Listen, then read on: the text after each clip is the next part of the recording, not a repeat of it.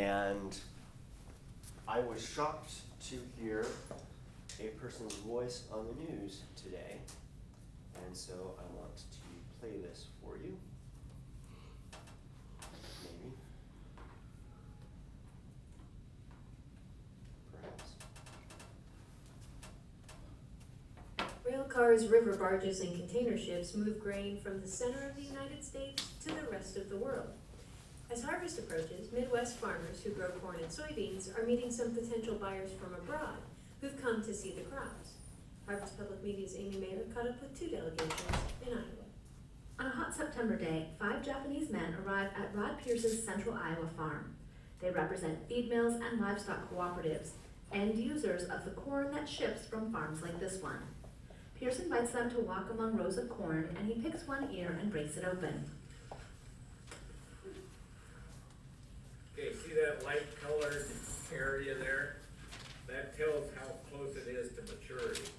Pierce farms 1,700 acres, planting mostly corn. He knows that about 1/5 of the corn grown in the United States gets exported, but delayed trade deals and tit-for-tat tariffs have cut into some of those sales.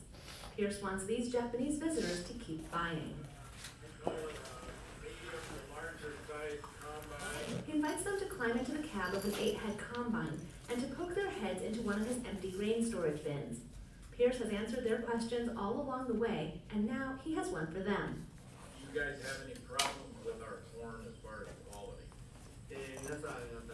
U.S. Grains Council Country Director for Japan, Tami Hamamoto, translates. They like corn with higher protein content, but the protein content of U.S. corn is dropping, going down. Pierce takes this in, says a different seed might lead to higher protein, and he thanks them for the feedback. So we need to know that and hopefully provide you with the higher protein type corn. Many U.S. farmers want to focus on retaining global customers, especially as recent waivers for ethanol have spooked the domestic corn market. But George Naylor, who farms in Greene County, Iowa, about an hour from Pierce, doesn't think nurturing international sales is the right way forward. After decades of free trade deals, he says his grain doesn't fetch a higher price. I'm still getting very bad prices, below the cost of production. In the late 1970s, Naylor once served on the Iowa Corn Promotion Board, which helped coordinate the Japanese visit to the Iowa farm. But Naylor says he eventually decided the emphasis on exports and free trade deals didn't improve his bottom line or U.S. agriculture in general.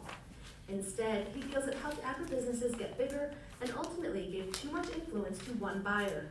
So it's actually China that's determining the outcome of our farm economy by levying these tariffs and scaring the market. After decades as a conventional corn and soybean farmer, Naylor recently transitioned fields to organic and added oats, some hay, and an apple orchard to his enterprise. He's worried, though, about his struggling neighbors who rent land and continue to depend on the global marketplace. You can see some of our top markets here, obviously, Mexico, our neighbor to the south, being number 1, Japan and Korea yourselves, and then Peru and Colombia. At the Iowa Corn Promotion Board office in suburban Des Moines, TJ Page presents Iowa corn facts to a delegation from South Korea. These men ask about the quality of Iowa corn this season. Jim Greif is one of 3 farmers who came to meet the delegation. He welcomed the visit as a way to assuage some fears about the crop that's about to be harvested. Well, there's been a lot of press, and there is a potential problem with, finishing this crop out, but here in Iowa, we're gonna have a fair crop, and I think we was able to convey that we're gonna have plenty of corn, and there'll be plenty of good quality corn for shipment to countries like Korea. Greif visited South Korea on a trade delegation. He says he knows buyers can get corn from other places, and it's in his interest to keep them coming back for more U.S. corn. But that doesn't mean he'll favor exports over other options. In northeast Iowa, where he farms, he can sell corn to processors for starch or sweeteners, to ethanol plants, or to an exporter. Within 50 miles of my place, I can pick one of them markets, and of course I'm, like most farmers, whichever one's paying the most is the one gonna get the corn. That's a philosophy almost any business owner will recognize. Amy Mayer, Harvest Public Media.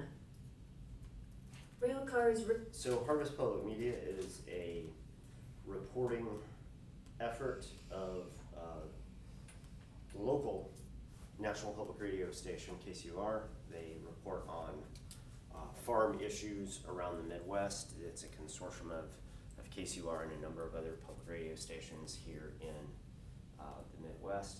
I was running around the house, getting myself together this morning, and all of a sudden, there's George Naylor on the radio. George Naylor, who is the corn farmer that you met in chapter 2, that continues to be the focus of a big chunk of the first section of Michael Pollan's book. At the time that Pollan wrote his book, he was mainly a corn and soybean farmer, and as you heard in the story, he's now diversified somewhat to include oats, hay, and apples as part of his operation, and presumably this is, according to him, in response to the fact that it's costing him more to produce corn and soybeans than what he can sell them for on the open market. And so one of the things that is happening to the Naylor farm is the Naylor farm is diversifying. So the Naylor farm went from being a farm that was concentrated primarily on corn and soybeans. And then when you look at Polyface Farm, which is in chapter 8, on into the second part of the book, I asked you guys to read chapter 8 and chapter 11 in preparation for Wednesday. Now that I've changed the schedule, it's kind of in preparation for today, but if you haven't read it yet, please do, because they introduce Polyface Farm, which is a much more diverse farm in that they grow cattle for beef production, they grow chickens, they grow pigs, they grow sheep. They grow a much wider variety of crops than the Naylor farm does. He also grows corn as a way of feeding the cattle and the pigs. But the way in which his farm works is much more in keeping with kind of how scientific understandings of nutrient cycling and energy flow are organized. The Naylor farm, we can now add oats, hay, and soy, and apples rather, to this farm. So this farm is a little more diverse. This is very much a plant-based farm, and this is very much an animal-based farm. But as a result of this, the two farms are organized totally differently in terms of nutrient cycling, and we'll talk about this at the end of class today. I was just surprised walking around my house and then I hear George Naylor being interviewed. So for those of you who were not here, and for those of you who were here on Friday, I put this up on the board at the beginning of class, or I started it on the board at the beginning of class and slowly added to it over time as we went through each of these transformations. One of the difficulties with the nitrogen cycle is that there are lots of different forms of nitrogen. With carbon cycle, you have carbon dioxide and you have glucose. And while glucose can be combined to make things like cellulose, at its heart, it's still just glucose. So the carbon cycle is considerably simpler because there are basically two transformations. One transformation is photosynthesis, going from carbon dioxide to glucose. The other transformation is cellular respiration, going from glucose to carbon dioxide. So the number of transformations is fewer, and the forms, there are only two of them, is fewer, and so it makes carbon cycling much simpler than nitrogen cycling. Nitrogen cycling has lots of different forms. As a result, it has lots of different transformations. And so keeping those straight is one of your challenges when thinking about nitrogen cycling. We talked last time about nitrogen fixation, taking atmospheric nitrogen and getting it into the form of ammonia, NH3. Once you have it in that form, it naturally wants to add another hydrogen to that. Just putting it in the presence of water will oftentimes accomplish that. This process is called ammonification because you produce ammonia out of that. Once you have ammonia, then it's also not complicated to get nitrate produced out of that, which is the process of nitrification. Ammonium and nitrate are the two forms that are most usable to plants, although nitrate is probably the most usable form to plants. So these were all transformations that are designed to get, or focused on getting nitrogen out of the atmosphere and into sources that are usable for plants. We talked about the role of bacteria in these steps, and we also talked about how plants have symbiotic relationships, in one case with soil bacteria that are responsible for fixing nitrogen. These are in plants like legumes that have root nodules. In these root nodules are nitrogen fixing bacteria. This is why I had you read the chapter in the textbook about legumes. Legumes are things like soybeans, for example. And so we talked about crop rotation last time and how farmers rotate soybeans in with their other crops in order to replenish nitrogen to the soil. Modification doesn't require any bacterial activity, but nitrification requires nitrifying bacteria. Once again, we talked about the heavy energy, amounts of energy necessary to break the bonds of nitrogen, diatomic nitrogen to produce ammonia. We talked about the enzymes that do that, nitrogenase. So we had gotten this far, and we were talking about another form of symbiosis that plants have with another group of organisms in the soil. These are mycorrhizal fungi.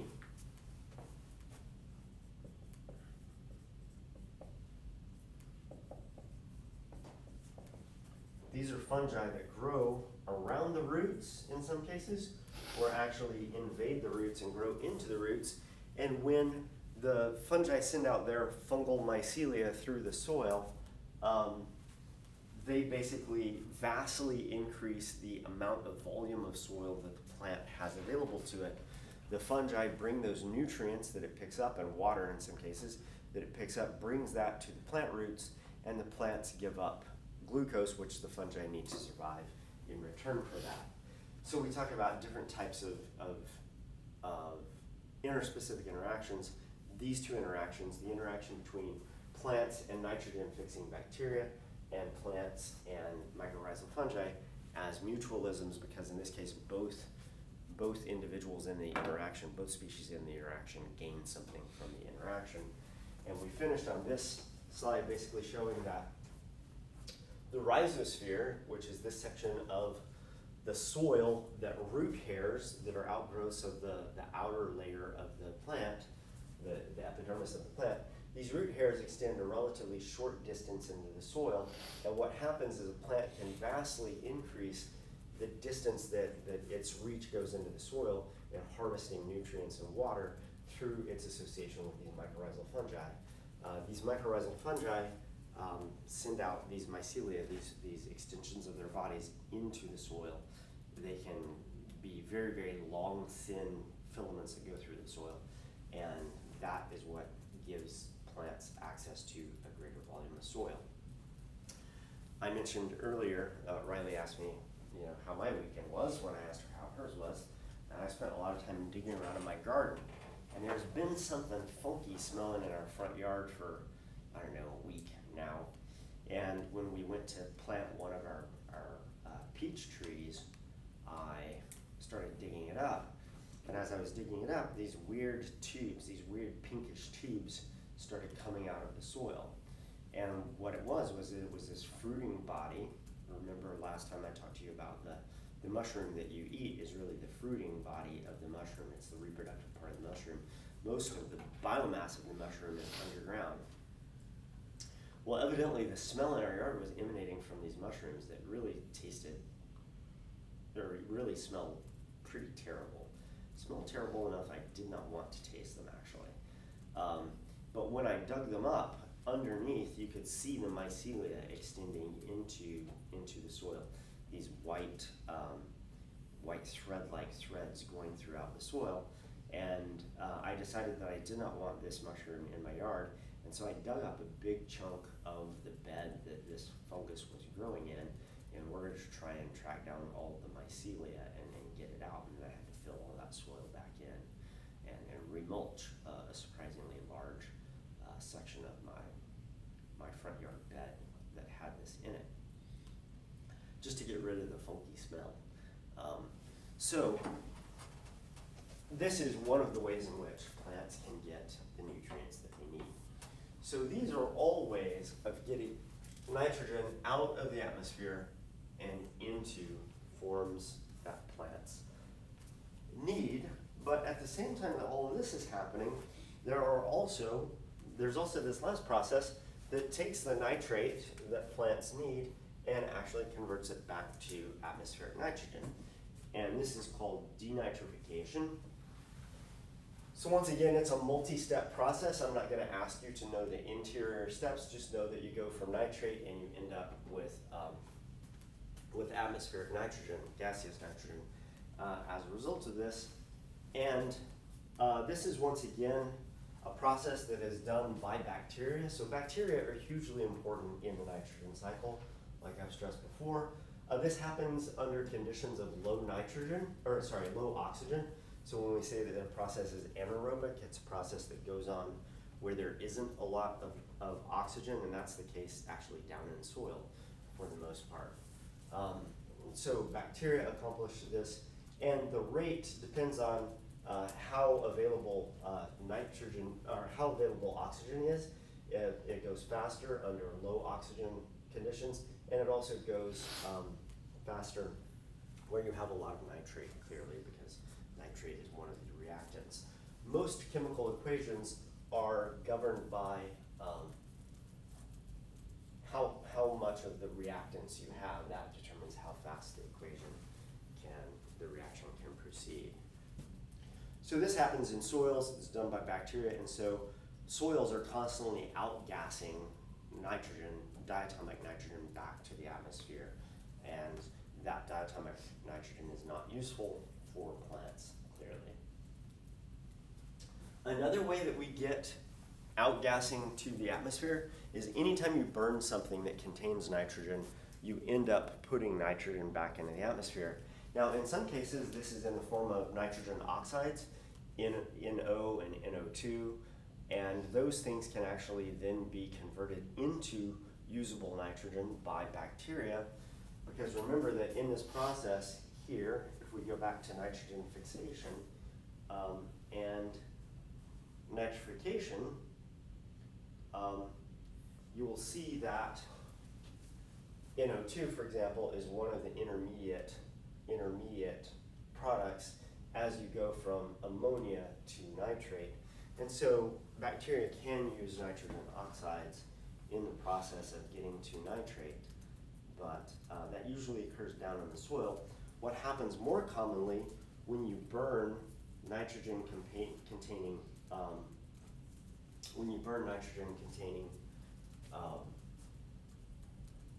materials, you get nitrogen oxides that then combine with water, and that's one of the sources traditionally of acid rain. And so when we talk about this, we're basically volatilizing those things that can be volatilized. So taking things like ammonium and adding water to basically produce ammonia and water. Hydroxide ions ultimately come from water. And so fires are important sources of atmospheric nitrogen. And once again, when it goes into the air, those are largely lost to the ecosystem, or they go back into the pool of the atmosphere. And then another huge loss for nitrogen from ecosystems is once again through this process of leaching. Remember that many of these products are charged products, either positively charged products or negatively charged products. I'm going to revisit the structure of water again.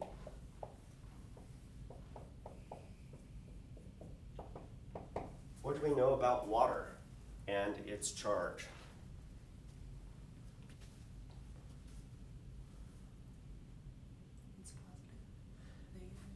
It's okay, you've covered all the bases now. Oxygen is an electronegative atom. What does electronegative mean? Since Sydney had the guts to go, let's go with Sydney. Okay, well, doesn't it mean it's like polar, maybe? So this is a polar molecule because what does oxygen do to electrons? It like sucks them in. Okay, so oxygen pulls electrons towards it. So it pulls the electrons of hydrogen more towards it than they are towards the hydrogen, which gives hydrogen a partial positive charge and which gives oxygen a partial negative charge. So this partial negative portion of water, the oxygen in, can latch on to something that is positively charged like ammonium, and the partial positive charges can latch onto something that is negative like nitrate. So water, as it flows through soils, will latch onto these ions and drag them through the soil attached to water. And as that water flows through the soil, it gets deeper and deeper into the soil until it's out of the reach of roots. It will ultimately hit bedrock, it will flow laterally, flow into a stream, and then as that stream flows away, those nutrients are lost to the ecosystem. And so leaching leads to a lot of loss of nitrogen from systems. This is one of the reasons that farmers have to fertilize their crops every year. Part of it is that the plants themselves take up the nitrogen that you put down in fertilizers, but a big chunk of the fertilizer that's put down on a farm field actually is just lost through runoff and leaching.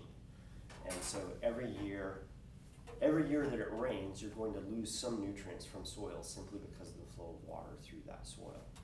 And that becomes important because not only do we lose nitrogen containing compounds, but we also lose positive cations, positive ions.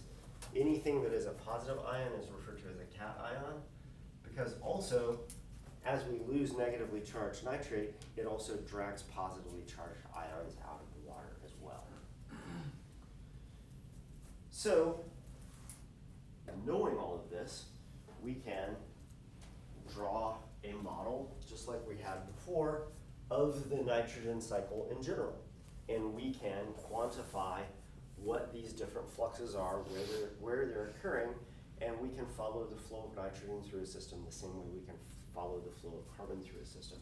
So if you begin in the atmosphere, what there is in the atmosphere, and these are all in 10 to the 21st grams of carbon. So remember, or grams of nitrogen rather. So for the carbon cycle, everything was expressed in a certain amount of carbon times 10 to the 15th grams. In the nitrogen cycle, it's a certain amount times 10 to the 21st grams. So there's just a lot more nitrogen floating around in the atmosphere and on Earth than there is typically in the case of carbon. So there's this huge reservoir, this huge pool of nitrogen in the atmosphere, and the main way that we get that out of the atmosphere is through nitrogen fixation.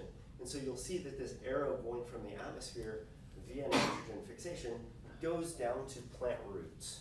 It doesn't go to the plant shoots because the shoots don't have the ability to do this. It's these nitrogen fixing bacteria in association with plant roots that do the nitrogen fixation. That's 140 times 10 to the 12th grams of nitrogen per year, which is quite a lot. And that represents the bulk of the inputs into terrestrial systems. If not for nitrogen fixing bacteria, we would not have nearly as much nitrogen in soils as we do.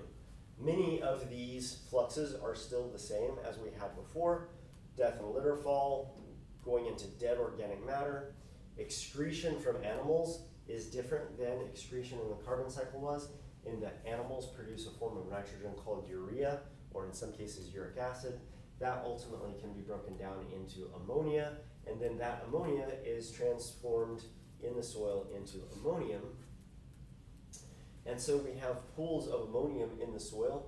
This can be picked up by the plant roots, but it can also become nitrified by bacteria into nitrate, which also is picked up by the roots. And so there's a huge amount of soil nitrogen. So once again, 10 to the 15th grams, 95 to 140 times 10 to the 15th grams. But that stuff builds up over time. And so there's a lot of assimilation of that up into plant roots. And so nitrogen fixation, that nitrate that is in soil gets blown back out to the atmosphere through denitrifying bacteria. That nitrate can be picked up by plants, or that nitrate can be lost ultimately to groundwater through leaching. So it's a somewhat more complicated cycle because you have more transformations but it's the same essential pools that you had before. We have a pool in soil, we have a pool in the atmosphere, we have a pool in plants, we have a pool in animals, and then the thing that is more complicated in the nitrogen cycle is what happens in soil, because virtually all of these transformations occur in soil, essentially. So you have to pay considerably more attention to the soil compartment than you did before. Are you going to have to memorize all of these amounts and everything else? No, just like I'm not gonna have you do that for carbon, but if I give you a nitrogen cycle and I leave certain fluxes out and things like that, I need you to know what those fluxes are about. If I get rid of this thing here, you need to know that ammonification is how you get from dissolved organic nitrogen to ammonia. The nice thing about ammonification is that ammonia is the product, and that's also part of the name.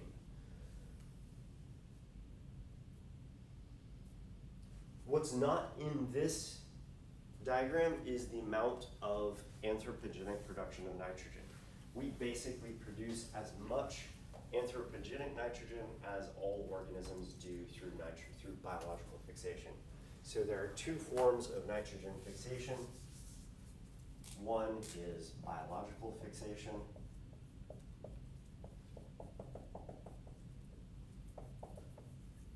And this is done by bacteria, either bacteria in association with plant roots or soil bacteria.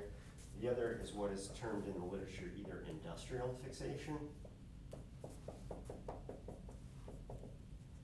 or this is sometimes referred to also as anthropogenic, i.e. fixation done by human beings. And we essentially double the amount of available nitrogen to terrestrial systems by basically using the Haber-Bosch process to produce industrialized nitrogen fixation. The last slide just summarizes these different transformations that we have in that figure before, and then also summarizes the pools, just kind of as a summary slide.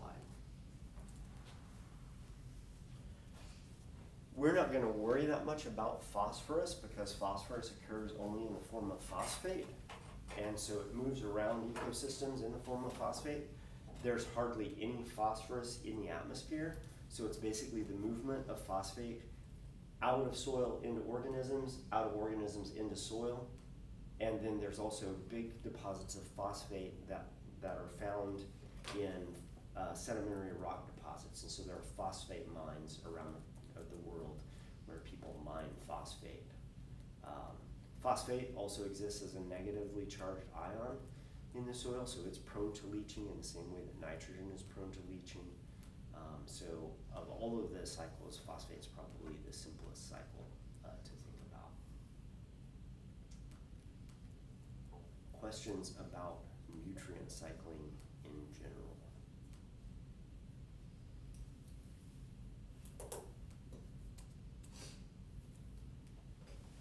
Okay, let's talk about the Naylor farm and polyphase farm for a few minutes. The Naylor farm, as presented in Michael Pollan's book, is very much a large-scale corn-soybean operation, and as a result, if we are talking about that system from any perspective, the plant component is huge, but these plants constitute corn and soybeans. The animal component is tiny because they're not growing any animal crops on the Naylor farm. And so we have the atmospheric pool where we have both carbon dioxide and N2. And for either of these, we could ask ourselves, how are these things flowing around on the Naylor farm? In the form of CO2, CO2 is coming out of the atmosphere into corn and soybeans in the form of photosynthesis. But when we harvest corn and soybeans, the biomass that comes out of corn and soybeans into dead organic matter is relatively small because where are all these corn and soybeans going? Are they staying on the farm? No, that wouldn't do George Naylor any good. Where are they going? They're going to like. They're going off farm to market somewhere, not on the farm. And so a lot of biomass is lost from the Naylor farm in the yearly harvest. It goes off and feeds cows and pigs and chickens and people someplace else, but it isn't being cycled internally within the Naylor farm.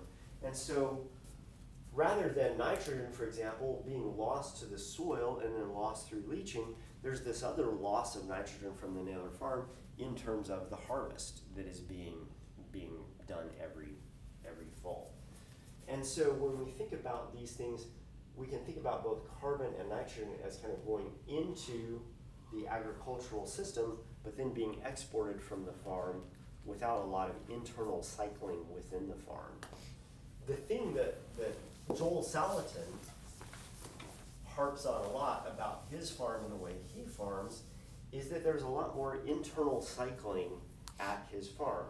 So somebody remind me, what does Joel Salatin do? What's his, for those of you who have read ahead, what's his strategy for farming? How does he do things different?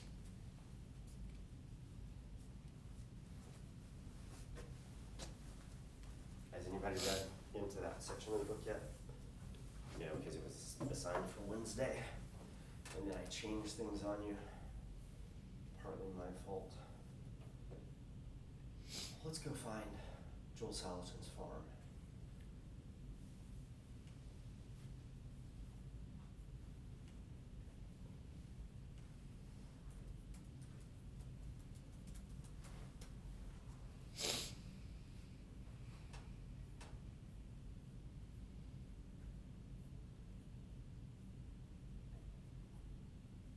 And there it is.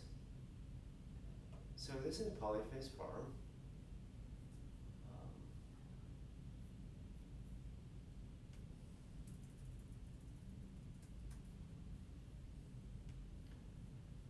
If you've ever played around much with Google Earth, you'll discover that there's a timeline function. So if you go up here on Google Earth, there's this thing with an arrow, and you can look at historical imagery. So this is an aerial photo taken in 2017, and you can go back in time, basically, to 2016. This is October 20th of 2016. This is 2013 in November. October of 2013. This is September of 2011. What things are you noticing about Polyphase Farm? So Polyphase Farm is basically these farm buildings and these fields and this area of forest.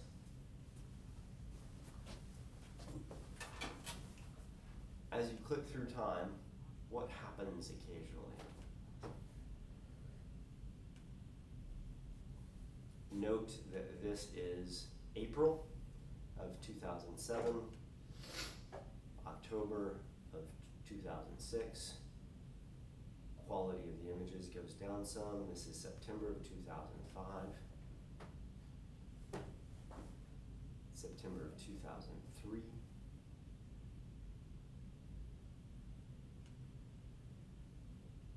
Terrible footage.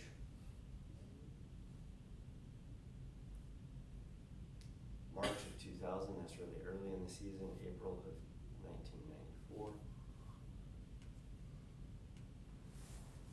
What are you seeing? Talk to me. It doesn't look like they like rotate that often, maybe, just cause there's no like color change. It's just like either it's like green, greener, or like. Oh, I see a color change. Okay. Where do you see different colors here? The forest and then the outside and the lines. So you see the forest there in the middle. What's happening in the field above the forest? Yes, there's like patches of forest. Yeah. You see at the front end of each of these areas of brown is a white thing. These are mobile chicken houses.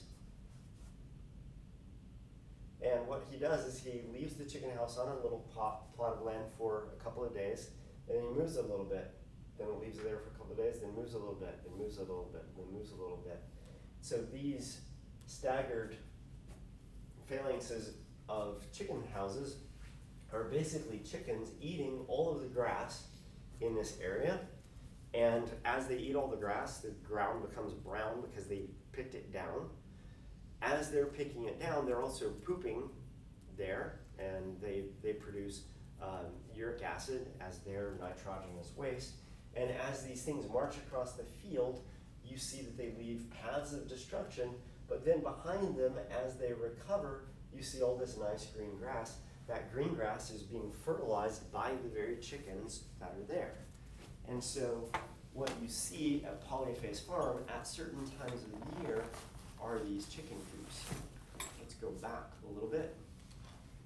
Here you see a line of chicken coops just leaving. You see some of the chicken coops are still down here, dormant. You can see little squares. When you zoom in, you see that there are little squares of greener grass. That basically represents the square that the chicken coop and its electric fencing was hemming in those chickens, such that you get these little discrete squares of high productivity, because that's where the chickens were doing their feeding and doing all of their pooping.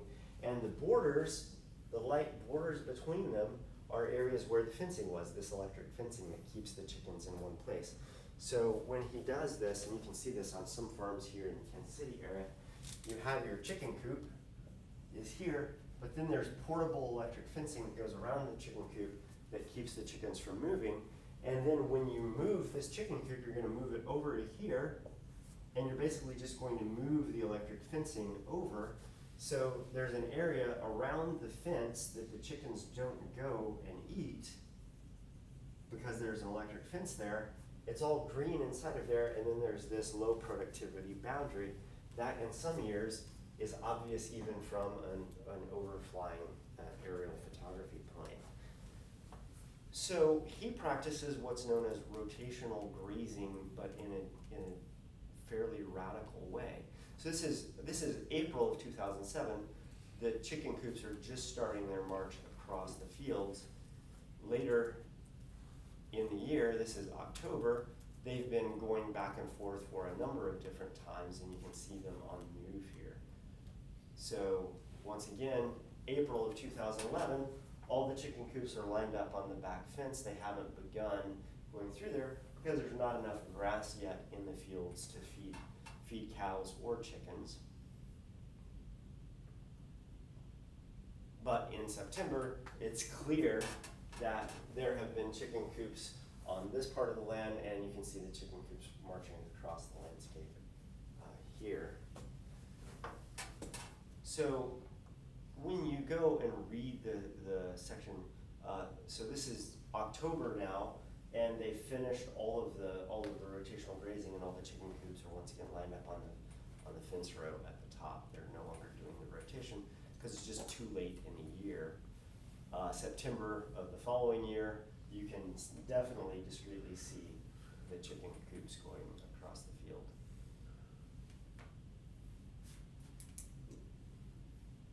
And once again, here is October of 2017. The last of the chicken coops are going across the field, and some of the chicken coops have already been put away for the season.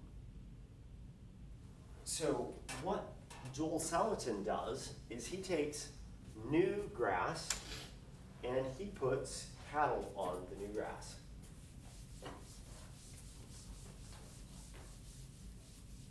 Once again, he has these portable electric fences that he uses to keep the cattle in the place where he wants them.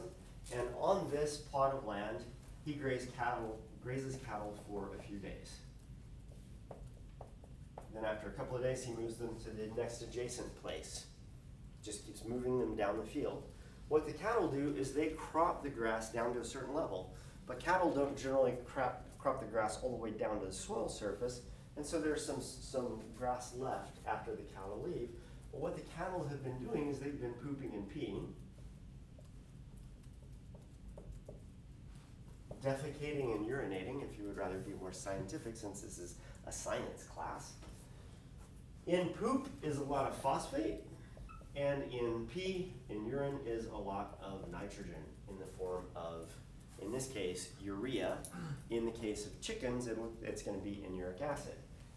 When the cattle leave after pooping in here, there are all these cow patties laying around. He lets them stay there for a period of time until they get colonized by insects that will lay their eggs, flies in particular, who will lay their eggs in the poop. The larvae will develop, but before the larvae can pupate and become new adults, he brings the chickens in. The grass has had a little bit of time to grow back after the cows. The chickens go in and they do things like eating all the grass and all the clover and that, but they also claw their way through the cow patties to get at the insects that are inside the cow patties. This has two functions. One is it keeps pests down on the farm because you don't want a lot of flies plaguing your animals. But the other thing that it does is it takes this phosphorus-rich cow patty and distributes it throughout the plot where the chickens are feeding on the insects. The chickens eat the insects. They get a lot of protein as a result of eating the insects. They scatter the poop around, spreading around the phosphate, and then they add even more nitrogen to the plot by basically defecating there, which is a lot of uric acid that comes out of chickens. Then after the chickens have gone through, he lets the thing rest and lets the thing rest until he's gone all the way through the field. And by the time he gets to the other end of the field and it's time to bring the cows back to the beginning of the field, that field has grown up this thick carpet of grass that has been fueled by the defecation and peeing of both cows and chickens before it gets grazed on again. So there's a period of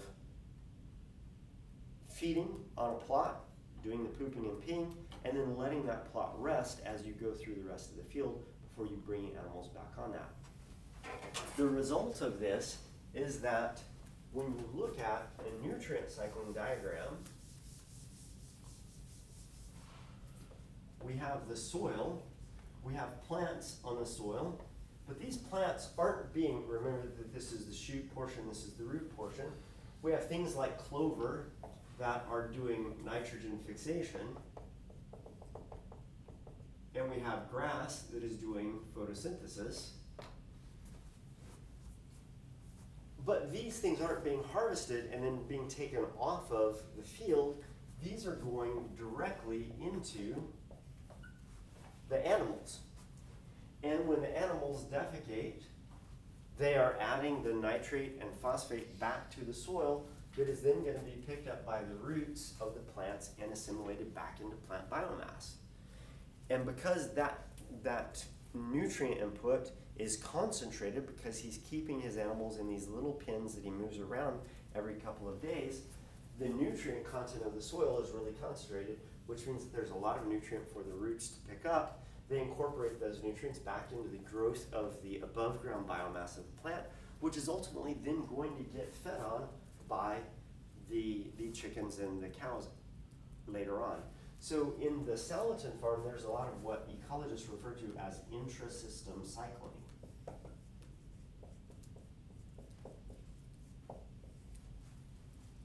You keep cropping the grasses so that they want to grow faster. They grow, they're in what they call the log phase of growth. You keep cropping those, which makes them need more and more nutrients. They draw more and more nutrients from the soil, and then that biomass that they create is cropped by cows and chickens. So this intensive rotational grazing keeps a lot of the nutrients in the system. And actually, he argues that he's actually got deeper soil now than when he started doing this 30 years ago. He makes that claim in the book. As opposed to the Naylor farm, where you import a lot of nutrients into the farm those nutrients get picked up by the crops, and then those nutrients get exported off of the farm when you harvest that crop. So that you have to have a constant influx of new nutrients coming in, because every fall when you harvest, you lose a lot of those nutrients from the farm. So just different ways of doing farming, one of which cycles nutrients relatively tightly, another way which has kind of this one-way flow of nutrients through that ecosystem from, in this case, a synthetic fertilizer plant to the crop and then to the consumer, whoever the consumer happens to be, versus being cycled among the animals that live there. He also talks about how during the wintertime he brings the cows into the barn, and he puts the cows in the barn, and he basically doesn't clean out the barn all winter. So here's the barn. The cows are in there. This is my stick figure cow. And as they're in there, they are pooping and peeing, and a layer of poop builds up on the floor. And then what he does is he comes in and lays down sawdust and straw, and within that sawdust and straw, he takes corn that he has been growing on his farm and sprinkles it on this layer of poop. The cows continue to poop more, puts down another layer of straw, and adds corn to that. They poop some more, and they just keep building up this layer of soil, basically, because what starts to happen with that poop is it begins to decompose. It goes through the same decomposition process that would be going on out in the field. Next spring, he takes the cows aren't being buried in the poop, they're up on top of the poop, which is why he puts down straw. He's basically building the floor up. What's been happening this whole time with all of this poo is it's been decomposing. So going through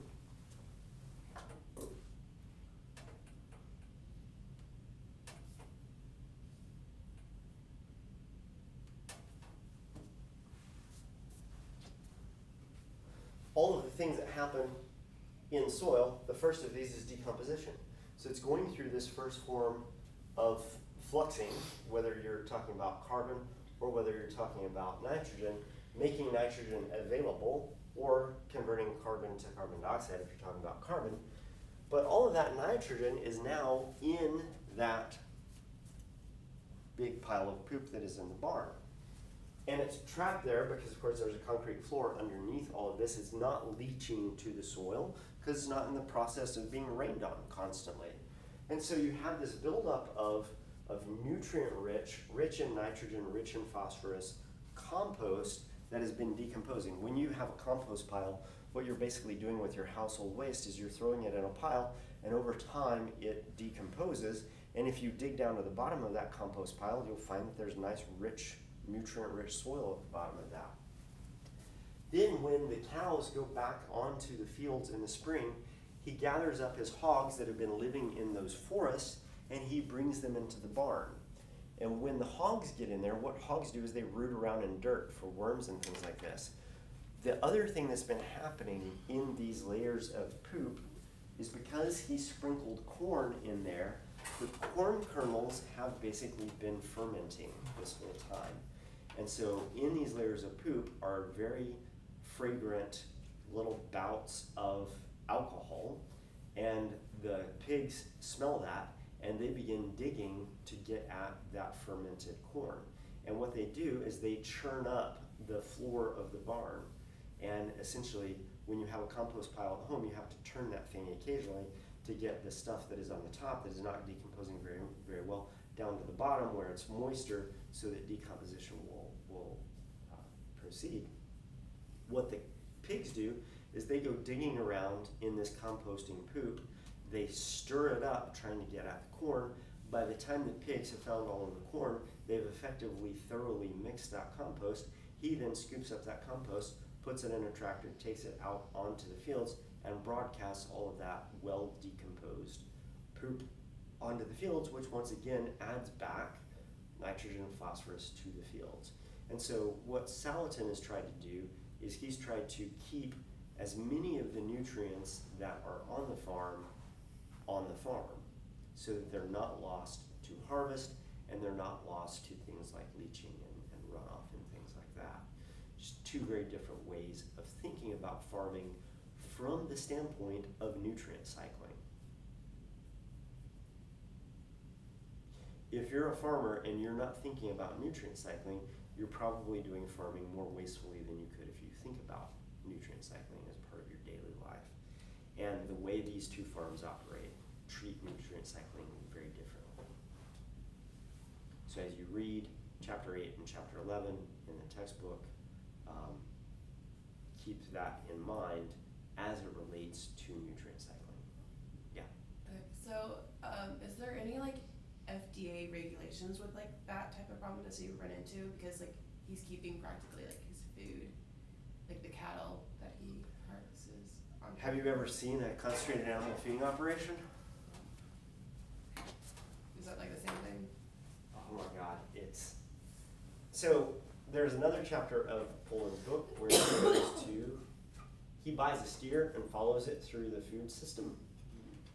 And he goes to a place called Pokey Feeders. So when you raise cattle, you will typically graze your new cattle, your calves, on grass for about the first 6 months. And then after that first 6 months, you will send them to a place like Pokey Feeders. This is a concentrated animal feeding operation out north of Garden City, Kansas. And this is where the steer that Michael Poland bought ended up getting sent. And what happens is your calf grows a lot in the first 6 months, but then to put on even more weight at a faster rate, you send them to a concentrated animal feeding operation. And at this concentrated animal feeding operation, you have big silos of grain. So you start feeding your cattle instead of grass, you feed them on corn and soybeans and things like this, which then causes them to grow faster because there's a lot more energy in those things than there is in grass. And what you see here are a lot of cows. So this is just one little pen, and there are a lot of cows. Each of those dark things is a cow. Did they have a lot of those in Texas? They have a lot of these everywhere. I just like drove through Texas once and I saw like tons of it. Yes, and when I drive to Oregon to do field work, there is one right next to I-80, and you can't see it from the road, but you can smell it. Yeah. And so on these concentrated animal feeding operations, these cattle are also just standing around. The brown that you see isn't dirt. The brown is dirt mixed with their excrement. The runoff from these paddocks goes into these oh so pleasant looking brown pools, which is basically just water mixed with excrement that is then going to these pools to basically be digested and things like this, just like you would have a water treatment facility for a city, you have a water treatment facility for these cows. Back when Poland wrote his book, there were about 30,000 head of cattle at this particular facility. Once again, we can go back. So this is Pokey Feeders. We can go back in time and we can see that in the past, maybe we can see in the past, that at one time Pokey Feeders was much smaller. Wasn't over here, it wasn't down here. And we can see over time, it adds the section on the side and some pools for handling the excess water that's going to be coming off of those paddocks, and then eventually it adds the southern section in 2005. And so this place has evolved and grown in size as concentrated animal feeding operations have become more of a thing. But one of the other things that you will see is what's a little hard to see here, but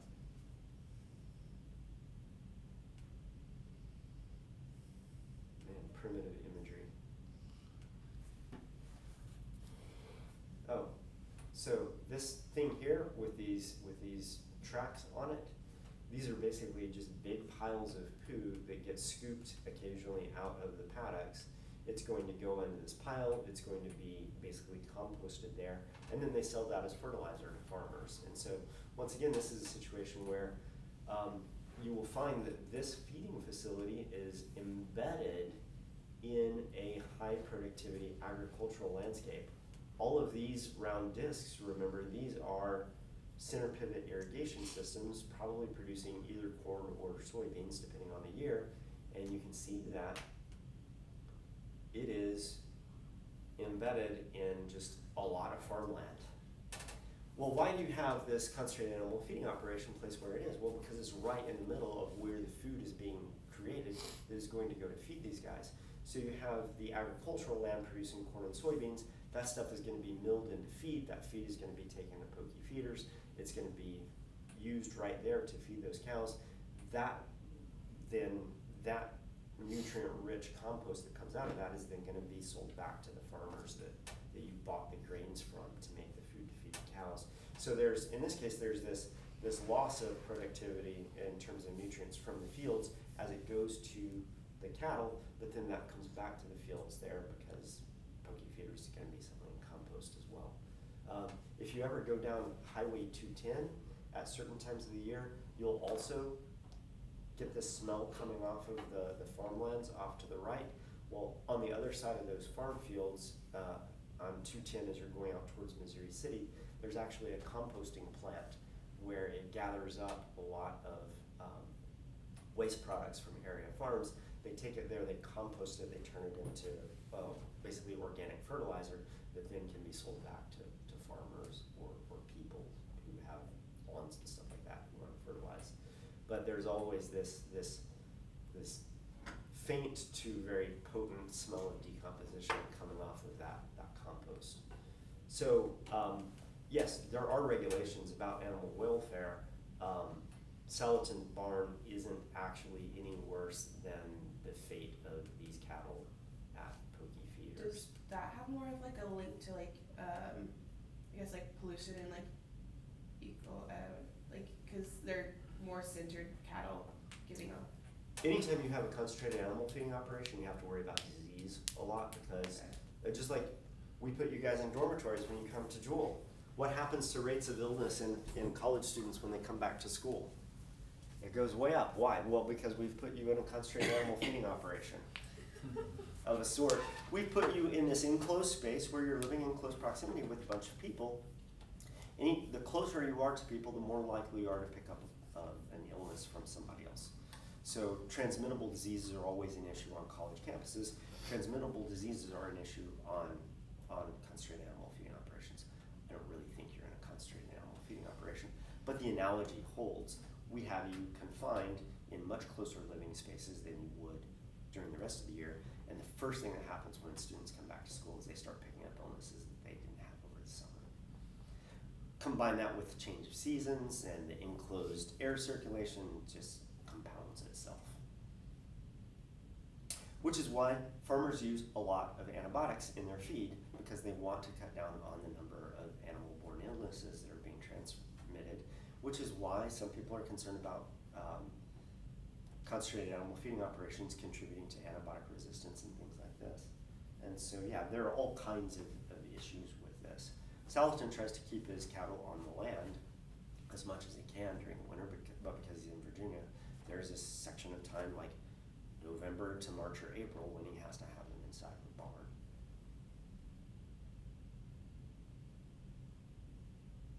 So as you read the section on Polyface Farm, chapter 8 and chapter 11, keep nutrient cycling in mind. And we're practically out of time. Questions? Do you have any questions over your reports on Wednesday? So are we just kind of summarizing the section? Okay. Your goal is to help the other members of the class understand what